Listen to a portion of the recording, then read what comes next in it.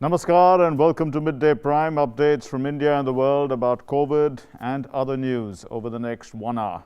But first, let's begin with the big news at this hour.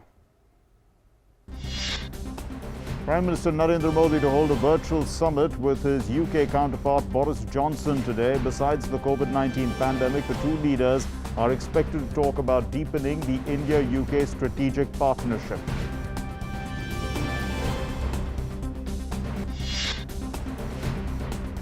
India continues to receive assistance to fight COVID pandemic from across the globe.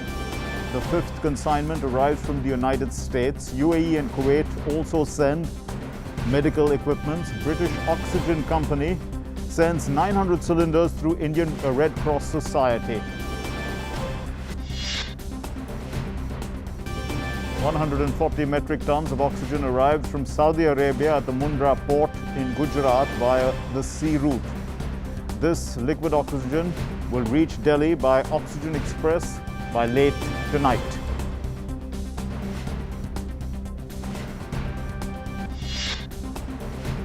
More than 4 lakh beneficiaries in the age group of 18 to 44 have been vaccinated in the country after the launch of Phase 3 of the vaccination drive.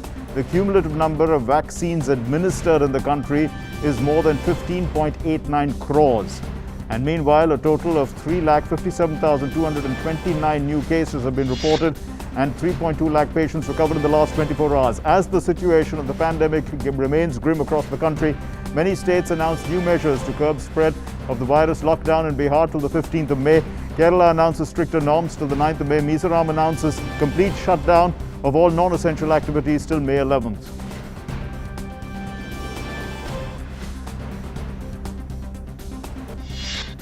The BJP spokesperson Sambit Patra lashes out at the Trinamool Congress over the post-poll violence in West Bengal, says that the situation in Bengal is unbelievable.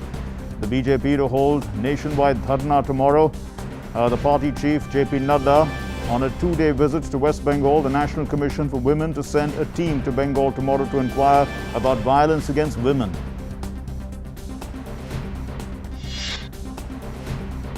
The Indian Premier League is suspended due to COVID situation. The BCCI Vice President Rajiv Shukla confirms this to DD News, that the IPL stands suspended indefinitely.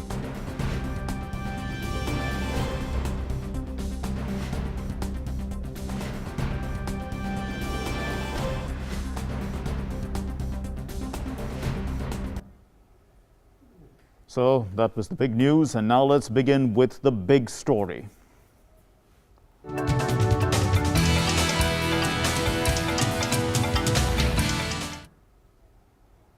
The news that's just coming in, the big news that is just coming in, the Prime Minister has called and expressed his serious anguish and concern at the alarming and worrisome law and order situation.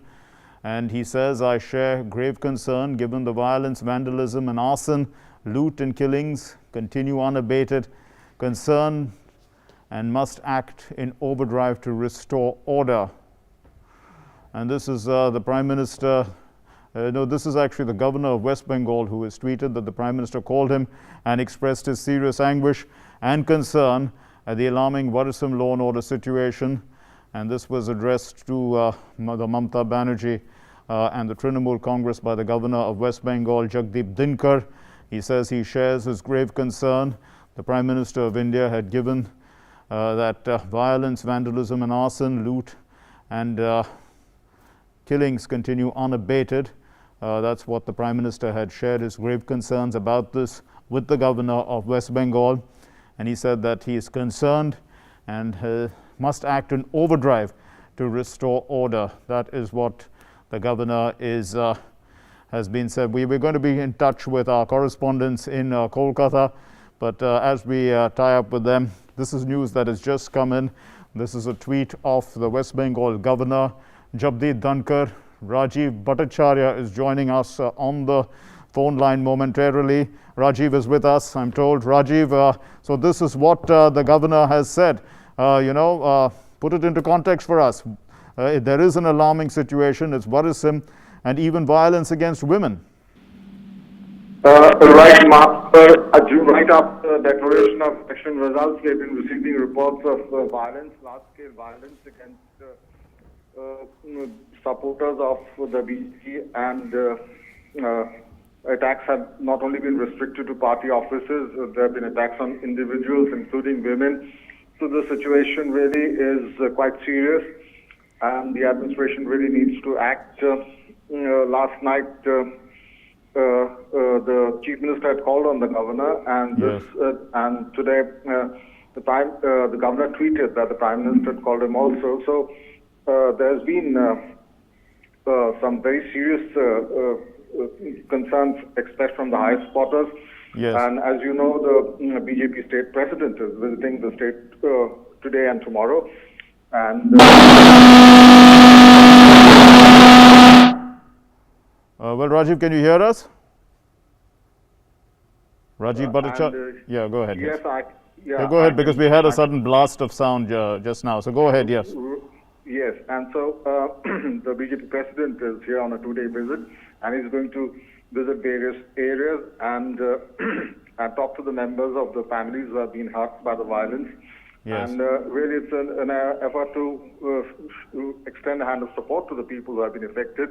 Okay. But hopefully, the administration will swing into action now, and things can be controlled. But of course, three unfortunate incidents over the last 48 hours or so. Right, but Rajiv, you know, I mean, we have already discussed the culture of violence in the state of West Bengal, but you know, the situation is that the government has not yet taken office. It has to be sworn in. I mean, there is a government that is in waiting. But at a time like this, I mean, who has to act? I mean, where the law and order is obviously a state subject, and the Election Commission has now finished with its responsibilities once the assembly has been constituted.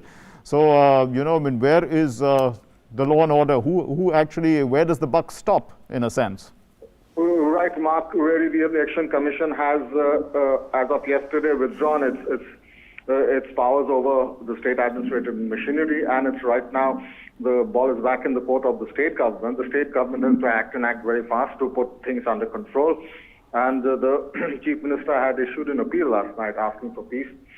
And hopefully, and it's usually it's not a new government, it's a continuation of the old one, so therefore it shouldn't be much of a problem for the administration, but it needs to get its act together very fast and put things under control straight away, because election or no election violence of this kind cannot be tolerated by any government at any point of time. Therefore, the government needs to act and act very fast, Mark. Right, and you know, I mean, the police should be acting on their own in any case. I mean, even if the political establishment, you know, is in a lame duck situation, I mean, until they take office, the police should be acting. Why aren't they acting?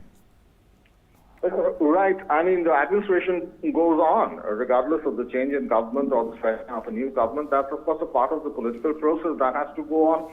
But the administration runs on its own steam. You see, there's the chief secretary, the DG of the police, and they have to get things in order and put things in a proper perspective. And really, it's a question of restoring confidence to the people. Those who won, those who have lost, everyone needs to, you know, live in peace and, you know, get on with their lives. That once the elections are over, it is all finished and gone, and therefore that competitiveness or that kind of and violence of any kind at whatever point of time is absolutely not tolerable, and everyone concerned should understand that and act as fast as possible. And there can be no two ways about it, Mark.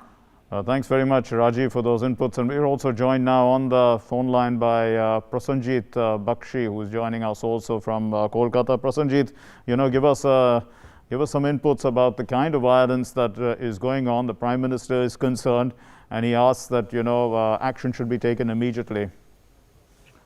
Absolutely, Mark.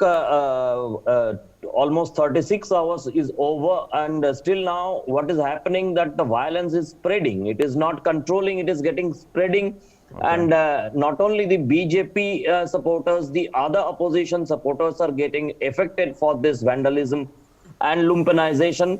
But the problem is that so far, politically, Mamata Banerjee has not accepted the incidents which are happening, and that is why, as you were saying, as Rajiv was saying, that irrespective of politics, irrespective of the change of guard, or irrespective of the election come out, the Yes. point is that police should act. And it is very surprising to see that police is not acting, and police, whether waiting for the instruction or a green signal from the political bosses, it is not known to us, but it is happening. And if you go by even the left front chairman Biman Basu has issued a statement in the same line of whatever the BJP is saying, whatever the Sambit Patra said, whatever the entire BJP folk is Right. crying for what is happening in West Bengal. So now it is the time for the caretaker chief minister tomorrow, who will be the official chief minister of West Bengal in the 17th assembly. She has to act, and she has to ask the police to act to control the situation. And it is happening, it is spreading, and every moment we are getting visuals, every moment we are getting informations from different part of the state, mainly the South Bengal, mainly the South Bengal, where a random type of vandalization, looting, arsoning, putting the shops in fire, the establishments on fire. This is happening, and irrespective of, again, I must say, the irrespective of the political thought, the entire opposition is under attack. Yes. And that is why I think the Prime Minister has expressed his concern. He has talked to the Honorable Governor, Yes. and we need to see that whether Governor would act on whether he will be call upon he will call the Chief Secretary and DGP. We are waiting for that. But situation is very grim, Mark. So indeed, in fact, the governor can actually call the chief secretary and the DGP and explain, ask them to explain why the situation has gone like this. But there's also the worry of COVID spreading, and there should be protocols in place. But obviously, these are not being followed if there's such a lot of violence and it's going on unabated. People are not concerned about this. The business of COVID and how it can be spread through these people moving around and causing vandalism. You did say they are lumpen elements. Absolutely. Whatever is happening, that here is in West Bengal, there is a tradition of bike rally. Okay. And a lot of youngsters with several two-wheelers and carrying two persons together. They are roaming around in different lanes and bylanes of villages, the kacha roads of villages, and this type of vandalism is happening after that. So now the sense of fear, everybody is scared, and the opposition is scared even to roam. Even the leaders are scaring to roam around freely in their own places. And right now, somebody from Trinamool Congress, I have seen a video. One lady was crying. She claimed to be a Trinamool Congress supporter. She was also crying that her shop, her house is vandalized. So irrespective of the political thoughts and political identity, another point it must be looked upon, that is whether this entire thing is going to be any community clash. If that is a community clash, then that will be more dangerous. Yes. But the point is that it is happening, and after the Prime Minister talking to the Governor, let us see that whether anything happened or not. Thanks very much, Prasenjit, for those inputs, for joining us. Well, the Ministry of Home Affairs has in fact sought a report from the West Bengal government, and we're going to be joined by our correspondent Shailinder, who's going to fill us in with these details. Well, Shailinder, so the Home Ministry has stepped in, and it's now looking to find out what is actually happening. But you were there, you have understood the situation. And there's also been, violence against women. So tell us, give us first of all a report of the ground situation, and then about the Home Ministry's action.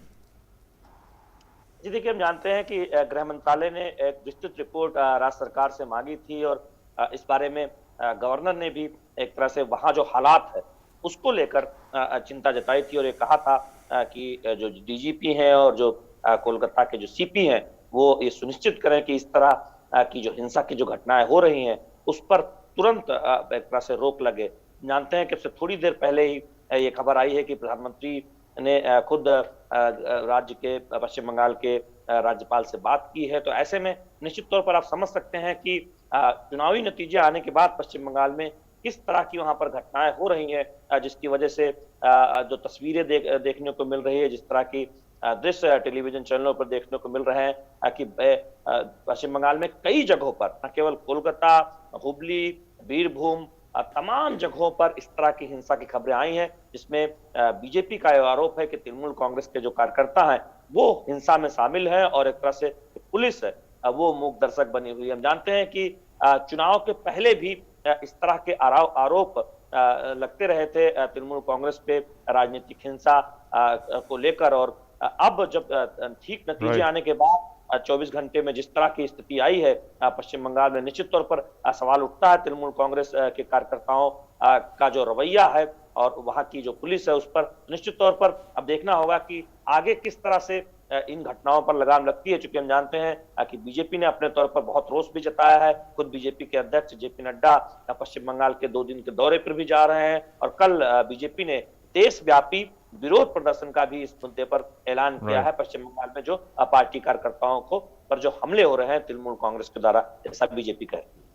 Yes, and thanks very much, Shailendra, for those inputs. And as Shailendra was saying, the Bharatiya Janata Party has announced carrying out a nationwide dharna tomorrow against the widespread violence unleashed in West Bengal. The BJP's national president, J.P. Nadda, is personally visiting the state today, and he will stay there for 2 days. Addressing a joint press conference ahead of the visit, the BJP national spokesperson, Sambit Patra, termed the situation in Bengal as unbelievable, as it is burning right now, is what he said. Patra also said that there should be graciousness after winning polls. However, the violence being done in Bengal is painful and saddening.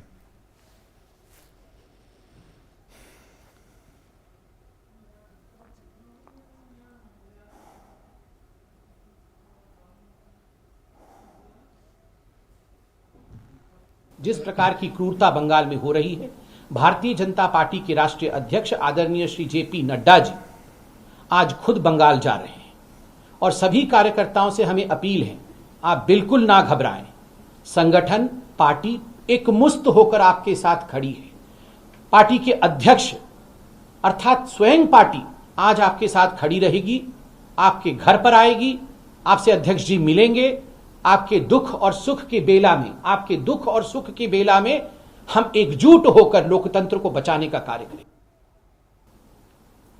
प्रजातंत्र में आज जो जिस प्रकार का मंजर हम बंगाल में देख रहे हैं, विश्वास नहीं हो रहा है।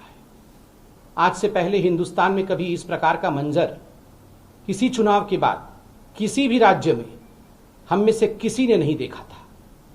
बहुत दुखद है, धू धू करके आज बंगाल जल रहा है।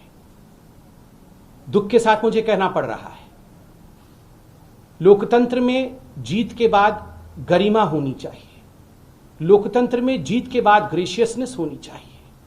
जीत को एक्सेप्ट करने में एक गरिमामय तरीका होना चाहिए। आज बंगाल में ये जो तरीका है, जिस प्रकार से आज हम वहां हिंसा देख रहे हैं, ये किसी ने भी नहीं सोचा था कि हिंदुस्तान के लोकतंत्र का इस प्रकार से किसी राज्य में धज्जियां उड़ेंगी। Well, the National Commission for Women has taken cognizance of the serious incident, and the chairperson Rekha Sharma has personally spoken to the DGP of West Bengal and has also written a letter for immediate action. The NCW will also be sending a team headed by member Shamala S. Kundar to the state tomorrow for further inquiry.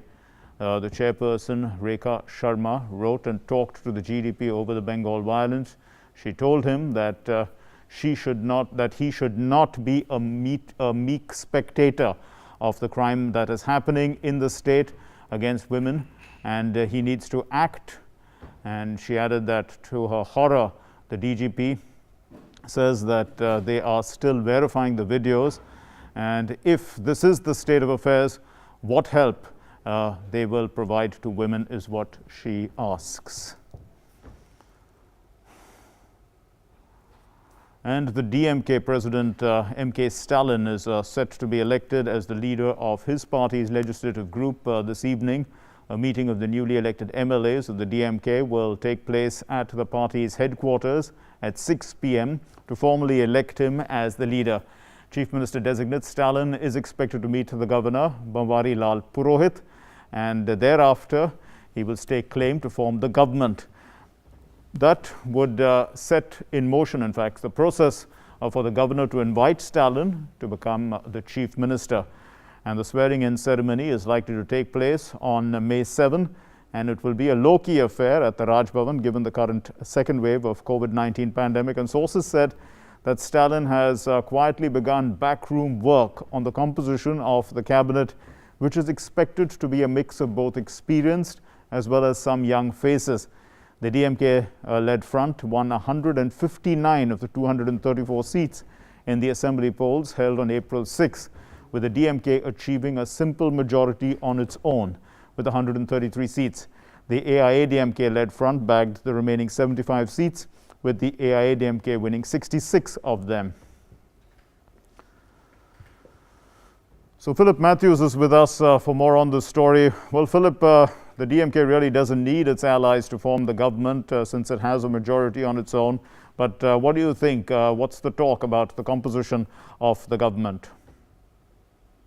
Well, as you mentioned, the Stalin is currently engaged in close talks with his confidants, especially the senior leaders of the party, like and other senior leaders. We are told that the discussions have been going on for the last couple of days. And we understand that there will be a mix of faces in the cabinet. There will be some of the experienced men who have been ministers in the previous DMK government 10 years ago, as well as some new faces who have managed to get elected in the current assembly poll. So clearly, Stalin will have to do a balancing act, given that he has put up a number of young faces for the party in the current election. He clearly will have to give them some representation in the bid to ensure that the party is prepared to take on the electoral battles of the future. Yes, Philip, but one of the concerns with the DMK has been that, it is family first in a sense. So, and there are a lot of members of the family. So in that context, the messaging that will come out from the cabinet is also important. What's the general feeling on the streets? Are people expecting the DMK to cease being a family unit? Well, that in fact was one of the major charges leveled against the DMK by the opposition during the assembly polls, that the DMK was largely a family-run party. Of course, in return, Stalin made it clear that he wasn't keen on his own son standing for the assembly polls, and that he had to go down to the party's cadres' wishes and nominate him as a candidate for the assembly polls. Whether his son will actually become a minister or not remains to be seen. At the moment, we have no indications of who the allied team and members of the cabinet will be, but all I believe that will be on the fact whether Udayanidhi Stalin will find a place in the cabinet or not. If he does, then of course that will lend some credence to the charge that family-run politics has come to stay in the DMK. But we are hearing from various sources that Udayanidhi may not be given a role at the moment, and that he may be inducted at a later stage, but that has to be confirmed. There are still backroom talks going on in the party. We will have to wait and see until the final list is out. Philip Matthews, thank you for your inputs. Now moving on then to our next story, the big story that we were tracking at Midday Prime today was actually Prime Minister Narendra Modi holding a virtual summit with his UK counterpart Boris Johnson today. The roadmap will pave the way for expanding and deepening the India-UK cooperation over the next decade. It will span 5 key areas of people-to-people ties, trade, defense, climate action, and healthcare. Besides the COVID-19 pandemic, the two leaders can be expected to talk about deepening the India-UK strategic partnership. Johnson cancelled his India visit twice. He did so first in January and then again last month.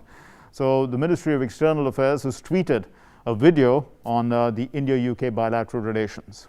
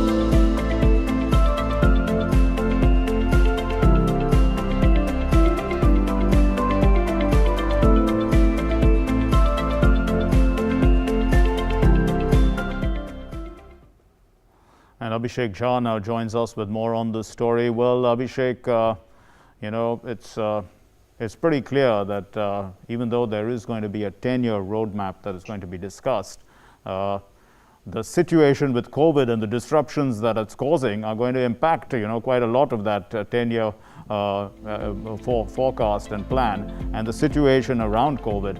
So I suppose COVID will dominate the talks today. Of course, Mark, as one of the current affairs, which is like one of the most urgent and burning topic, and that needs a lot more attention, is the COVID. How to deal with the current crisis in India? What are the scope of aid and assistances that UK can provide to India in both in terms of mechanical hardware or medical wear and therapeutics, drugs, and everything that can be taken off the shelf from UK to India for the right away deployment. That is one of the key concerns of India and the Prime Minister right now. We have also seen in the past few days how many shipments or the airlifted consignment have been brought to Delhi and other places where now they are in process of deployment for the health emergency at various places where the COVID patients are being admitted. So of course, this will be one of the key concerns of discussion. While other areas which were already planned to be discussed and be the most important issues of focus were the issues of strategic ties, defense ties, trade and commerce between the two countries, and how to lift that 23 billion pound of current trade level to double to that in the next 9 years. That 2030 roadmap that India and UK has been working very hard in the past 1 and odd years. So these were the major issues, and we'll have to wait a little more because the talks are anyway like a couple of hours from now. These talks will be happening, and we'll get to know what all the discussions were and what were the key takeaways from that discussion.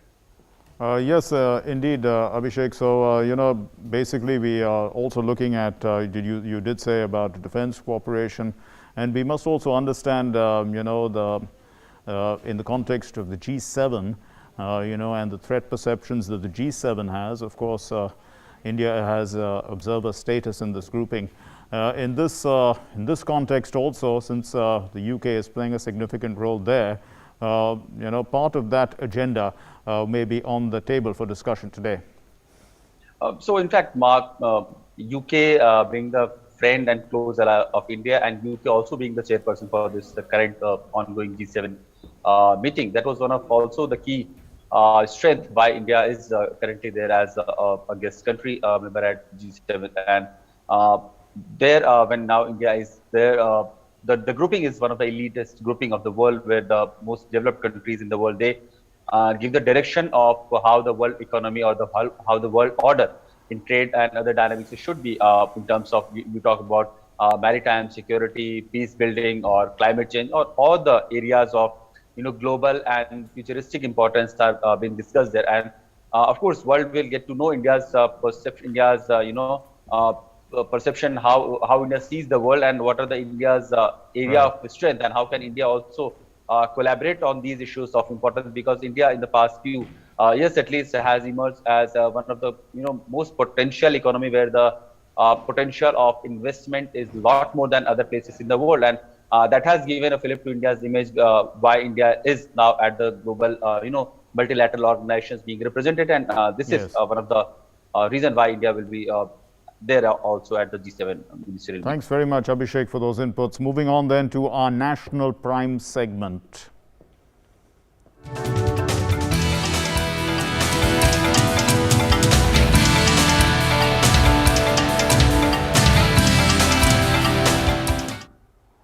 And India has registered 3,57,229 new COVID cases, while 3,20,289 patients recovered in the last 24 hours. So as per the Union Health Ministry, 3,20,289 recoveries recorded in the last 24 hours, taking the cumulative total to 1,66,13,292. With this, the recovery rate currently stands at 81.91%. The total active caseload is at 34.47 lakhs today, a little over that. And the country, presently, the active caseload consists of about 17% of the total positive cases, and the fatality rate stands at 1.10%. Notably, India has crossed the landmark milestone in COVID-19 vaccinations, recording 15.71 crore COVID-19 vaccine doses administered so far. 15 crore 89 lakh 32,921 vaccination doses given so far, to be exact, and 17 lakh 8,390 doses were administered yesterday, and over 4 lakh beneficiaries were in the age group of 18 to 44, vaccinated in phase 3 of the vaccination drive.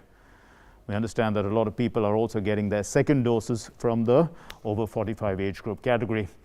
But the government is leading the fight against the COVID-19 pandemic in collaboration with the states and union territories through a whole of government approach, which includes carrying out effective vaccinations. And the government has so far provided nearly 16.69 crore vaccine doses to the states and union territories free of cost. And of this, the total consumption, including wastage, is around 15.94 lakh doses. So over 75 lakh COVID vaccine doses are still available with the states and union territories to be administered, and over 48 lakh vaccine doses will be received in addition by the states and union territories over the next few days. According to the Indian Council of Medical Research, 29 crore 33 lakh 10,779 samples have been tested for COVID-19 so far across the country. Of these, 16 lakh 63,742 samples were tested yesterday. And facing a once-in-a-century challenge of COVID-19 head-on, Oxygen Express is on a mission mode to proactively provide oxygen for COVID-19 patients across the whole length and breadth of India. And to overcome the shortage of oxygen in the national capital, 140 MT of liquid of LMO, which was transported to Mundra port in Gujarat from Saudi Arabia, will reach Delhi through the Oxygen Express trains tonight. Earlier, Durgapur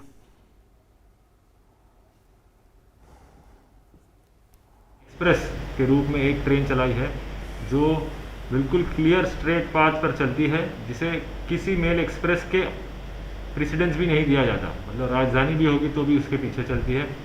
ऐसे priority देते हुए हम oxygen भी देश भर में जहां industries हैं या कहीं से इंपोर्ट हो रहा है, वहां से देश के हर कोने में जहां ज़रूरत है, as per the central government, उसे जल्द से जल्द पहुंचाने का काम कर रहा है।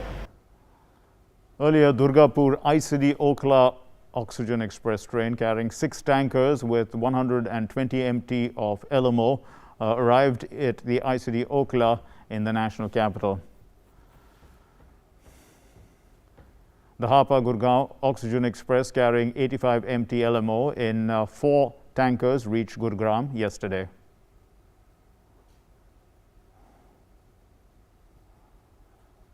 So as we know, the Delhi NCR has been hit by the worst and high COVID infection rate. Oxygen scarcity has made matters worse, and it's become clear then any intervention, in fact, even if started immediately, would take a couple of months to start producing adequate levels of oxygen.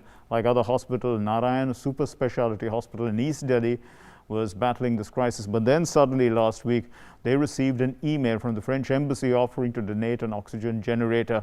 And international cooperation with the French Embassy saw the Narayan Healthcare, the private hospital chain that runs the hospital, receive the generator in Delhi as oxygen crisis was claiming lives in the national capital. And this generator is capable of producing 48 cylinders in 24 hours, enabling the hospital to support and sustain more lives. The oxygen generator was made operational in less than 18 hours of landing at the airport and within 12 hours of landing in the hospital.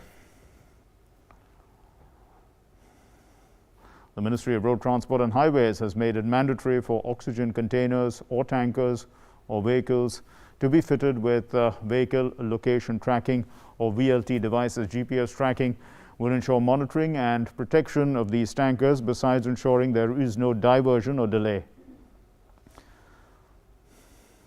Meanwhile, the Railways has started a portal to track real-time journey of Oxygen Express trains, swiftly delivering medical oxygen tankers via green corridors.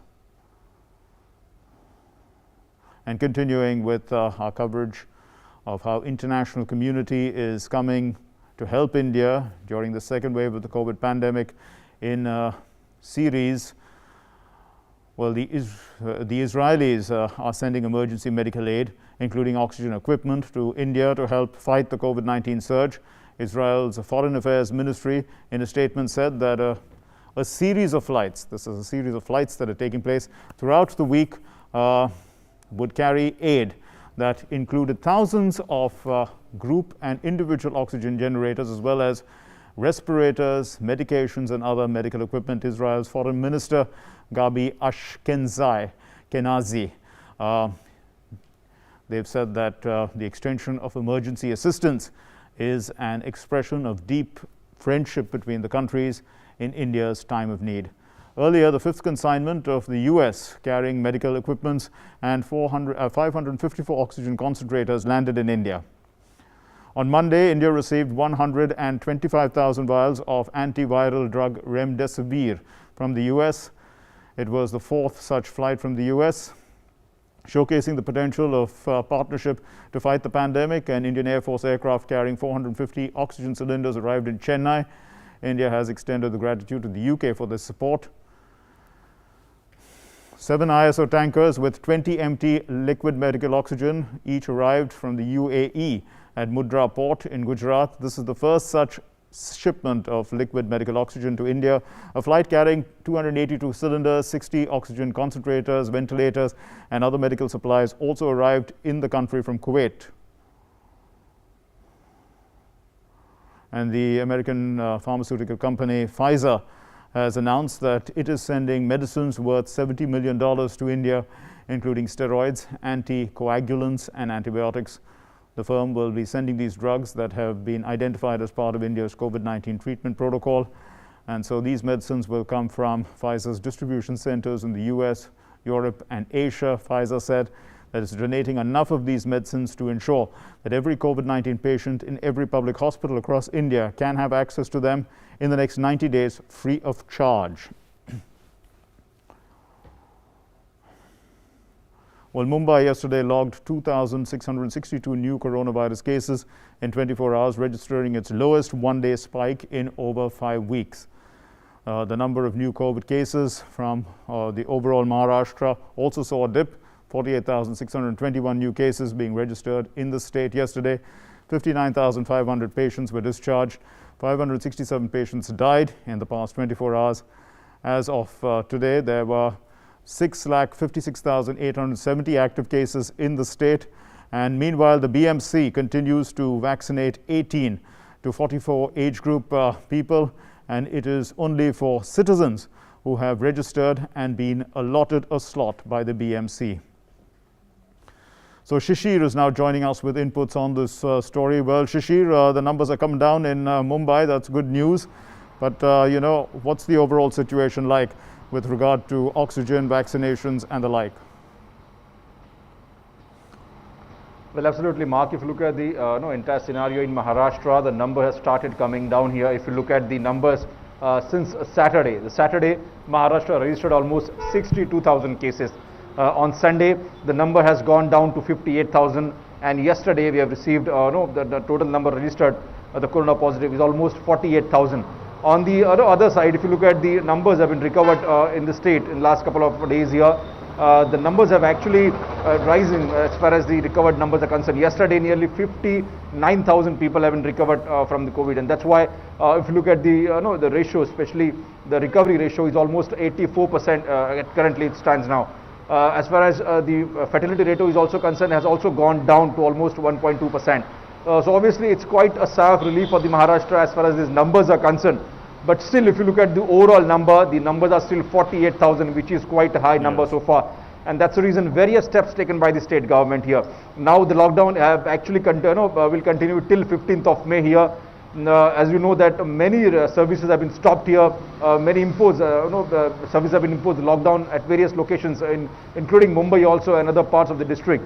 Well, as far as the vaccination drive is concerned, currently Maharashtra has administered almost 1 crore 60 lakh vaccine, which is highest number so far in the country. And the center is also providing the vaccines time and again. But the state government is saying that the pace of vaccination is a little bit slow here because they required more vaccine. And that's the reason the state government actually is in touch with the vaccine manufacturer, be it the Serum Institute or Covaxin. the state want more vaccines so that they can continue this vaccination process, with a much needed speed here. On the other hand, if you look at the medical infrastructure, Mark, because that's what the main contagious issue in Maharashtra, when the numbers were rising, Yes. the state was facing shortage of oxygen, even the ventilators bed also, and the remdesivir.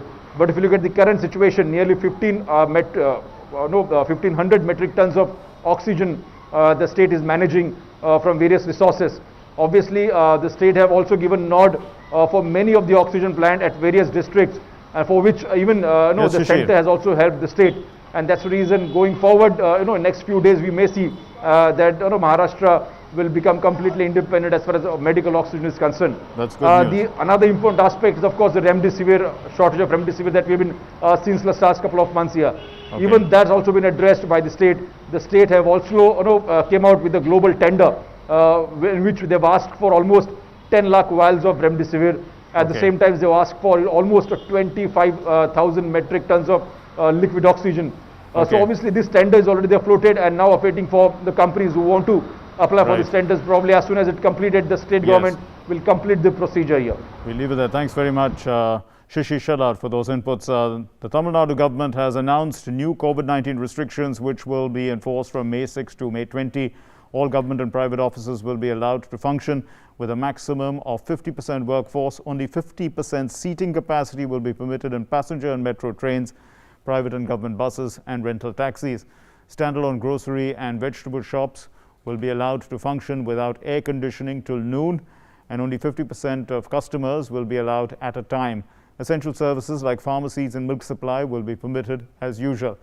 Takeaway service is permitted in restaurants and hotels alone, and tea shops will be allowed till noon. The ban on operating saloons and spas in urban areas has now been expanded to rural areas as well. Cinema theatres will not be allowed to function. The government has now reduced the number of persons allowed to attend weddings and funerals to 20. Yesterday, a total of 20,952 persons tested positive for the disease across Tamil Nadu. 122 deaths were reported, while 18,016 patients were discharged in the last 24 hours. In view of the continuous spike in COVID-19 cases, Kerala has seen more restrictions in place from today, and it will continue till May 9. Only essential services will be allowed during this period. All government and private offices will be allowed to function with a maximum of 25% attendance. Organizations engaged in essential services will be allowed to function without time limit. Work from home facility should be provided to a maximum number of staff, including IT sector. Shops selling essentials like groceries, fruits, milk, medicines, etc. will be exempted from restrictions. Home delivery of essentials, including packed food, will be encouraged. Takeaways will be permitted till 9 p.m. Ajay Joy is joining us. Ajay, so give us a summary of these restrictions that have been put in place and what they hope to achieve.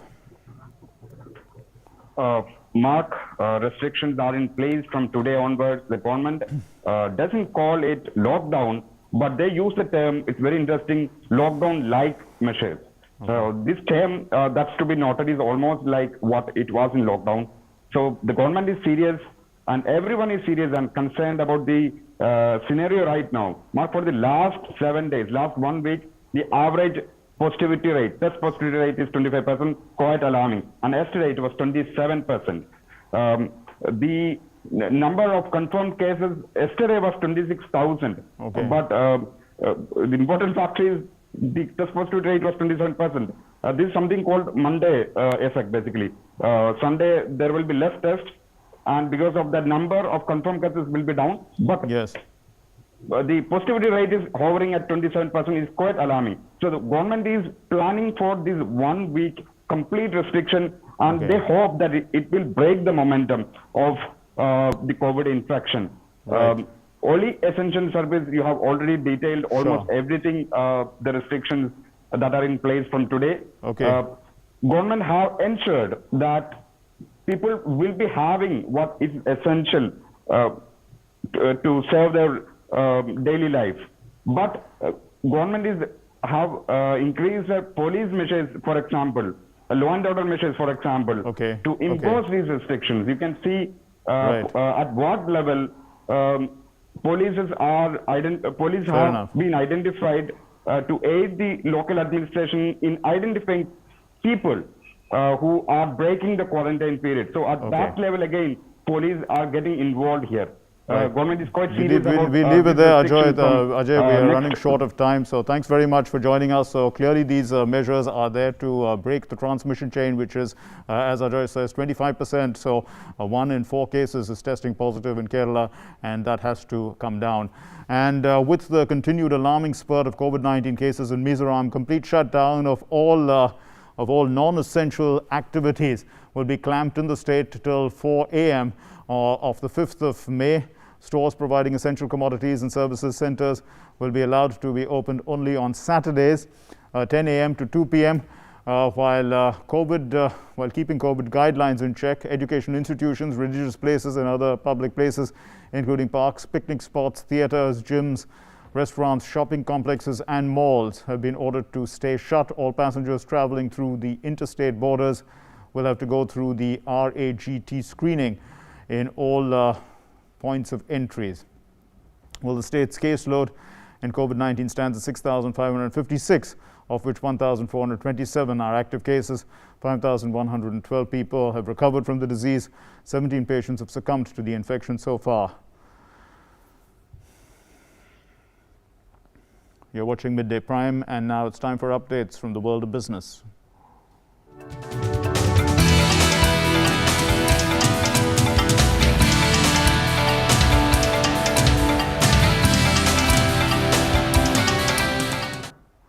And Tanvi joins us with all those inputs. Over to you, Tanvi. Thank you, Mark. Finance Minister Nirmala Sitharaman undertook a quick follow-up action by briefing the Chief Secretaries of the states on the order on IGST, that is integrated GST exemption, in an attempt to speed up clearances of goods received free of cost for distribution for COVID-19 relief. The centre yesterday exempted IGST on the import of goods received free of cost for distribution for COVID-19 relief. The exemption is applicable on all specified imports made till June 30th this year. It would also cover goods already imported but lying uncleared on the date of issuance of exemption, that is yesterday, 3rd of May. Next, to update you on the stock market news, the domestic equity indices have remained volatile so far on Tuesday as coronavirus cases continue to rise in the country. So the Sensex at the Bombay Stock Exchange had lost 445 points or 1% to 48,273 a short while ago. The Nifty at the National Stock Exchange was down by 136 points or 0.9% to 14,498. In the broader market, the BSE Mid-Cap Index had advanced 1% and the Small Cap Index had climbed 1.1%. Other key Asian markets also mostly rose on Tuesday as investors looked to signs of recovery from the coronavirus pandemic as major economies around the world reopen. So MSCI's broadest index of Asia-Pacific shares outside Japan was up 0.1% on the back of a positive lead from Wall Street overnight. South Korea's Kospi index gained 0.6% and Hong Kong's Hang Seng index rose 0.3%. Markets in Japan and China remained closed for public holidays. And global crude oil prices rose on Tuesday as more US states eased lockdowns and the European Union sought to attract more travelers, which would help offset weakened fuel demand in India as COVID-19 cases soar here. So Brent crude futures rose 14 cents or 0.2% to $67.70 a barrel. US crude also rose 14 cents or 0.2% to $64.63 a barrel. Oil prices are being supported by the prospect of a pickup in fuel demand in the United States and Europe as New York State, New Jersey, Connecticut were set to ease pandemic curbs and as the European Union planned to open up to more foreign visitors who have been vaccinated. That's it in Business Prime for now. Back to you, Mark. Thanks very much, Tanvi. And now let's take a look at what's making news across the globe.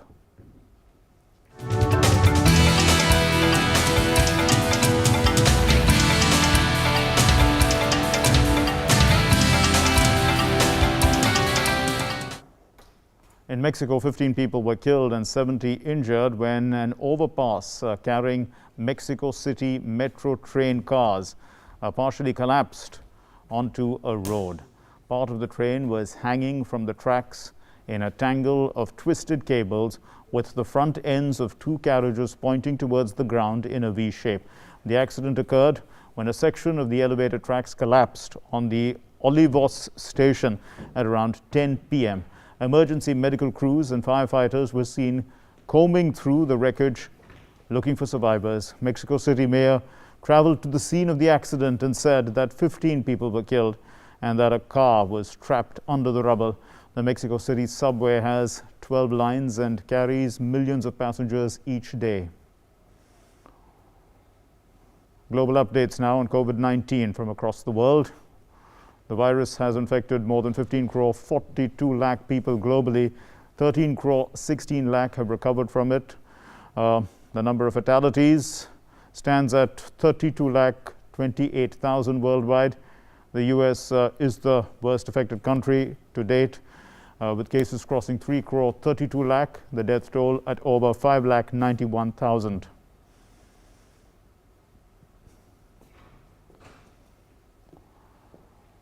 And news now from the world of sports.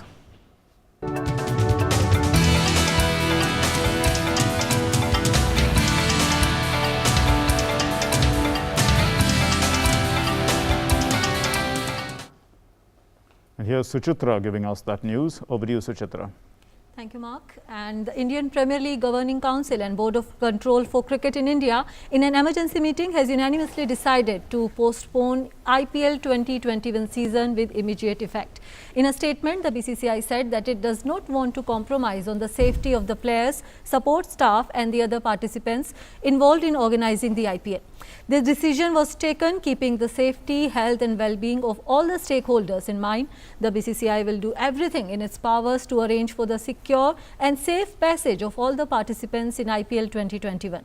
The BCCI would like to thank all who have tried their best to organize IPL 2021 even in these extremely difficult times. And our correspondent Tapas joins us. Tapas, some COVID cases were coming in IPL teams, so this decision was long due and the better sense prevails finally. Bang on there, which is what that better sense did prevail, and plus a couple of days back, couple of franchises got their bio bubble were breached, and a couple of players from KKR, a couple of officials and support staff from the CSK, and now we were told that Delhi Capital and Hyderabad, Sunrisers Hyderabad, their bio bubble was also breached, and keeping that, so in a way, almost 4 as of now franchises got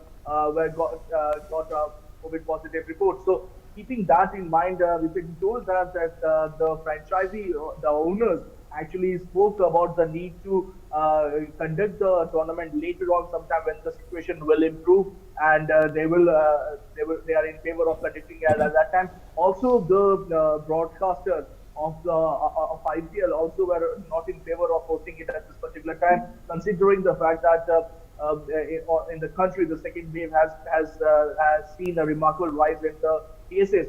So overall, the IPL Governing Council as well as the BCCI top office bureaus met and decided to, for the time being, they wanted to postpone this particular IPL, and the word is postponed. Remember, it's not cancelled; it is postponed, and it is expected that once the situation improves, yes, either it will be held in the country or this particular tournament will be taken to outside the country, like the way it did last year.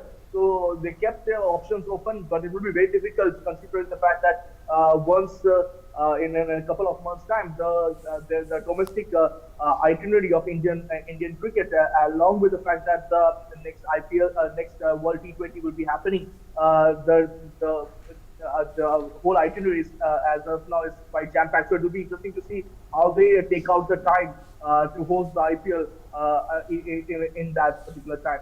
Suchitra. Thank you so much, Tapas, for those inputs. So that is our top sports story at this time. IPL 2021 is suspended for an indefinite period. Back to you, Mark. Well, thanks very much, Suchitra. And on that note, we conclude Midday Prime for us. And those of us who have been watching IPL, as Tapas says, it's going to be postponed. So we look forward to, it restarting again, perhaps in a safer environment. Thanks very much for watching. Namaskar.